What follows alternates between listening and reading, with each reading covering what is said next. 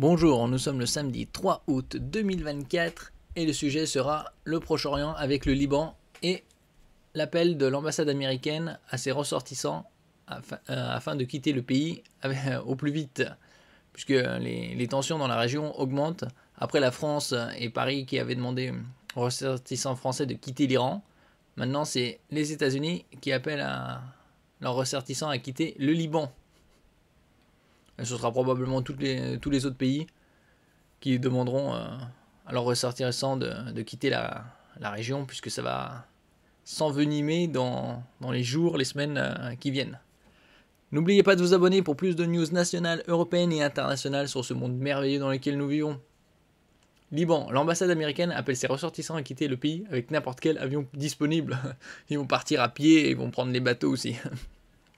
L'ambassade des États-Unis au Liban a appelé ses ressortissants ce samedi 3 août à quitter le pays au plus vite face au risque d'escalade entre Israël et le Hezbollah.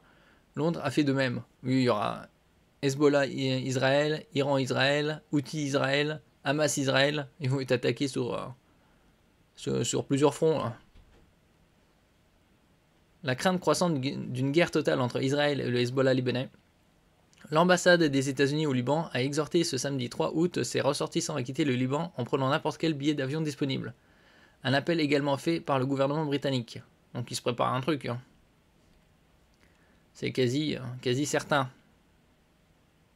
Malgré les suspensions et annulations de vols vers Beyrouth, il y avait déjà pas mal de vols suspendus de compagnies aériennes de différentes capitales européennes vers Beyrouth qui ont annulé leurs vols par sécurité. Les options de transport commercial pour quitter le Liban restent disponibles, a indiqué l'ambassade américaine dans un communiqué. Nous encourageons ceux qui souhaitent quitter le Liban à réserver n'importe quel billet disponible, même si ce vol ne part pas immédiatement ou ne suit pas l'itinéraire de leur choix. Ouais, de toute façon, c'est quitter le pays, quoi. Au vu de la possibilité d'une escalade régionale par l'Iran et ses partenaires, les États-Unis, principal allié d'Israël, ont par ailleurs annoncé modifier leur dispositif militaire pour améliorer la protection des forces armées des États-Unis et doper le soutien à la défense d'Israël. Davantage de navires de guerre, porteurs de missiles balistiques de défense et un escadron supplémentaire d'avions de combat vont être déployés, a indiqué vendredi le Pentagone. La situation pourrait se détériorer rapidement. Le gouvernement britannique a appelé ses ressortissants à quitter maintenant le Liban tant que des liaisons commerciales restent disponibles. Bon, ce ne sera pas pour très longtemps encore.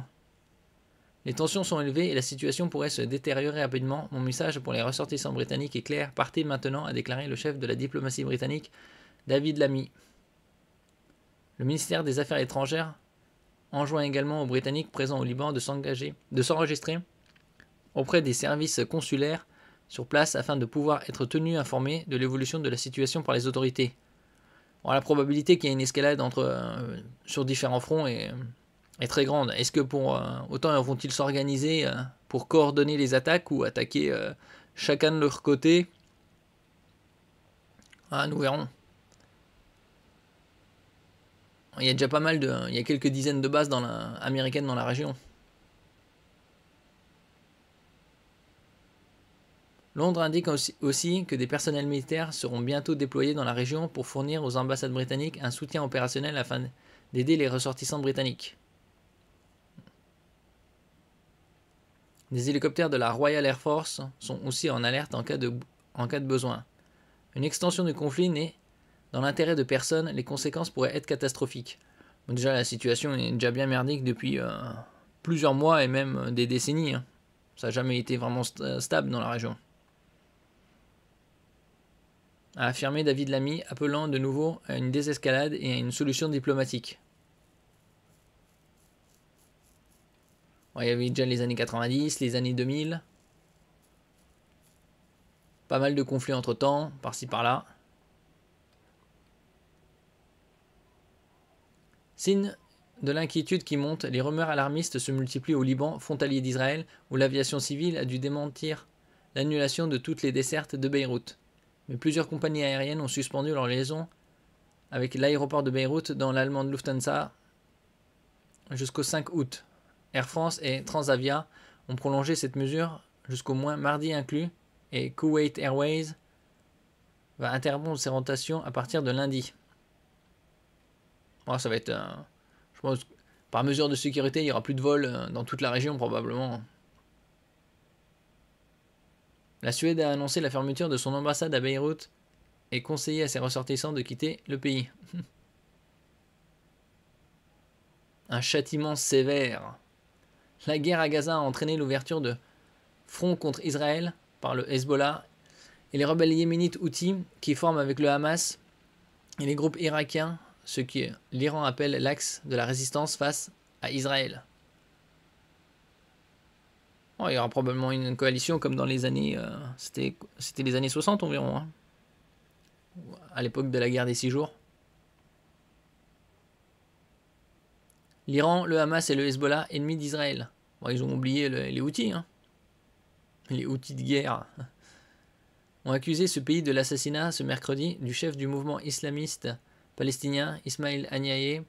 Ouais, c'était le numéro 1 du Hamas, alors que le numéro 2, 24 heures plus tôt, il s'était fait éliminer à Beyrouth. Dans sa résidence à Téhéran, survenue quelques heures après une frappe revendiquée par l'armée israélienne qui a coûté la vie au chef militaire du mouvement libanais Fouad Chokr mardi soir près de Beyrouth. C'était même à Beyrouth, hein, je crois.